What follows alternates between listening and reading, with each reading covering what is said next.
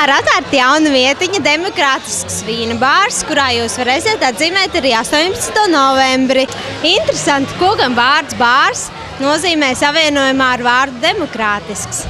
Tas sevi ietver vairākas lietas. Tas ietver labu cenas un kvalitātes attiecību, labu tādu demokrātisku atmosfēru. Tas ir varbūt tā, ka mēs gaidām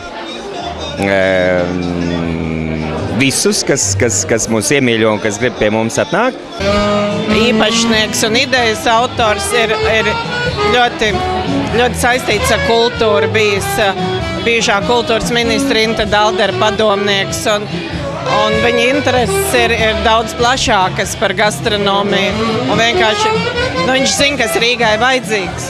Moto, tas lozungs ir māksla baudīt, un tas ir gan baudīt labu mākslu, gan baudīt labu vīnu, labus dzērienus, labu ēdienu, foršā atmosfērā draudzīgā.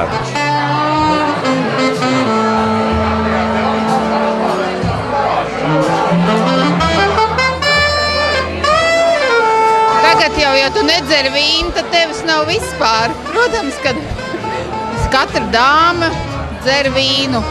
Liekas, ka mūsu klimatam ziemā tomēr ir piemērotāks sarkanvīns. Mums ir ļoti jauks šefpavārs, atraktīvs Aleksandrs, un viņš katru dienu mēģinās pārsteigt viesus ar kaut ko jaunu, interesantu, nebijušu un ēdienu ziņā. Un tāpat mēs arī domājam, ka pārsteigsim ar vīniem un ar īpašiem dzērieniem.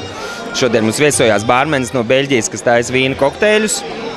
Arī varbūt tāds jauns virziens. Domāju, ka mēs turpināsim arī ar vīnu kokteļiem. Tā kā mēs ceram, ka tā vieta kļūs kā populāra satikšanās vieta un interesanta vieta Rīgas bāru vai restorānu kartē.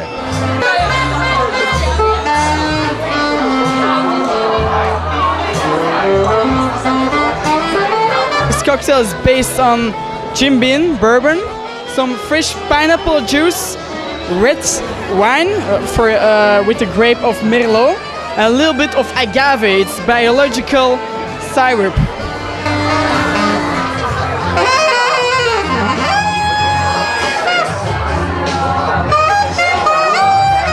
Mums šeit ļoti patika, jo šeit ir ne tikai vīns, bet arī lieliski vīnu kokteļi un ļoti laba kompānija.